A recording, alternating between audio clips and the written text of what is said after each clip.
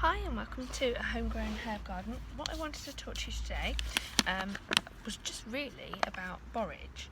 I think it's one of the most overlooked herbs, but I would say it's probably one of the easier herbs to grow and one of the most beneficial herbs to your garden. So we've got a little patch here that has been mostly dug over by chickens time and time again, and because they keep digging it over, they kick the stones into it each time they do, but also it seems to really help the weeds.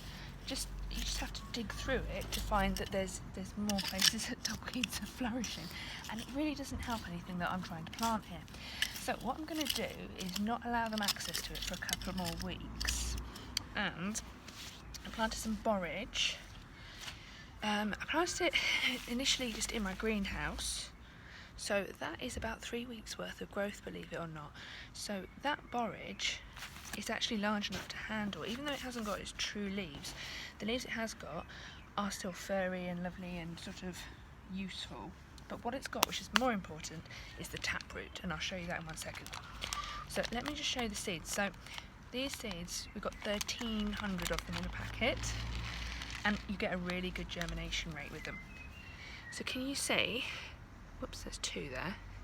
Can you see they're very large? Oh, we're going to have a rogue borage. And they're very large seeds. And they look almost like grenades. So you can literally plant them just by chucking them on. Okay? So, like I said, that one's going to grow to become borage. But because we've got this issue with the chickens, and realistically the neighbour's cat doesn't mind using this as well. So if I grow borage here, what borage is going to do is going to become green manure. So this year it's going to provide me with flowers for my pollinators, so my beehive's going to be happy, and they're going to produce lots of lovely honey for me as a result of these lovely furry flowers, which are also really, really tasty in cocktails or in teas. So I'll show you how to do that later on in the year. But for now, you're going to need one of these, or realistically, you don't have to buy one of these. I suppose you could just get a little bit of wood, but I find it very useful to use this. It's one of the tools that I would use, as well as knee pad. So yeah, all those years of being an electrician, I've learned now knee pad. So you just make a very simple hole there. I guess I make it to one of the marks, so I try and keep it about that length, but again you can just use your finger, and then once it hits the dirt then you stop. Okay, now with these, with other delicate seedlings, if I'm going to show you the video for chamomile in a couple of weeks' time, you're going to see that the chamomile seeds are so tiny that you need to be really delicate. With these, they seem to grow quite well independently, so I wouldn't leave them too much longer. And what I want to show you, I'm sure this one I'll have a good example, is this. Okay, so this is what's called the tap root. You can see how long it is. Great. I don't let the chickens convince you, by the way, that they are underprivileged. I've just given them half a lettuce. So now they're just screaming because they want more. Okay, so that taproot is what's going to make it perfect green manure. So you just pop it all in. Let me just see if you can see this a bit better. There we are. Just pop it all in, and then where you've put it, you just literally put your fingers either side and just firm it down. Okay? Any old way you please, really. So let me show you one further up that might be easier to see. Okay. So personally, I keep these about 9 inches apart. Okay. You can always thin them out later on as well. There's nothing to say that this is the final thing. But you can see that lovely long taproot again.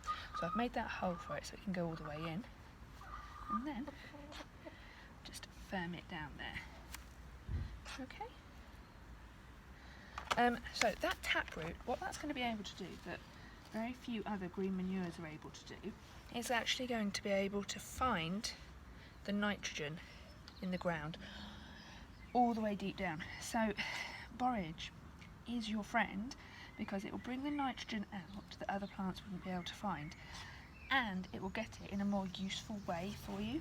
So what you then do, once I'm happy and I've enjoyed the flowering, and maybe I've harvested as much of it as I actually want for myself to eat and whatnot, well, that taproot is then going to bring up that nitrogen, and it's going to become what's called a nitrogen fixer. So borage is the perfect green manure. Green manure kind of making a name for itself at the moment because it's more of a sort of a holistic way to garden. I prefer it because it's less work for me. So this borage is going to provide perfect ground coverage. Let me just move you up even more so I'm not completely...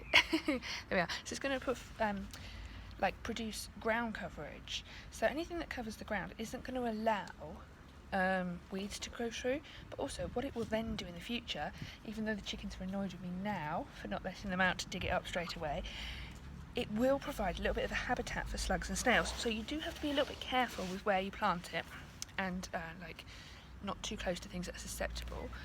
But because of that property, once I am ready to dig it up, I'll let the chickens do it for me. So they'll dig it up, eat all the slugs and snails that they want to eat. Okay, I promise you will.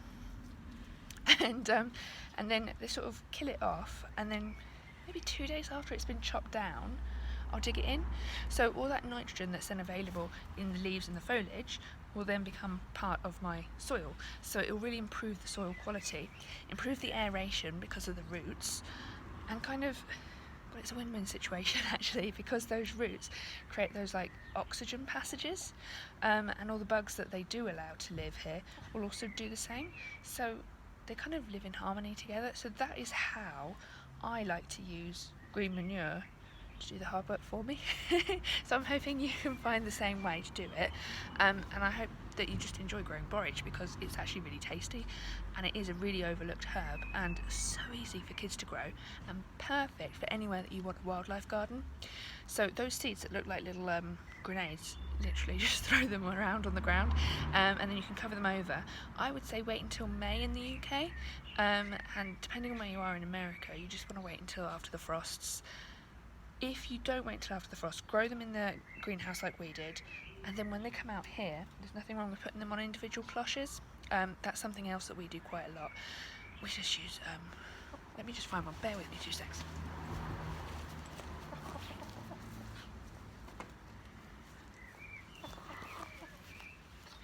Yeah, so when I say an individual cloche, I've just stolen this one from another plant, I just mean a bottle of pop, and then all you do is let me find one that's better with me, I'll just move you so you can see.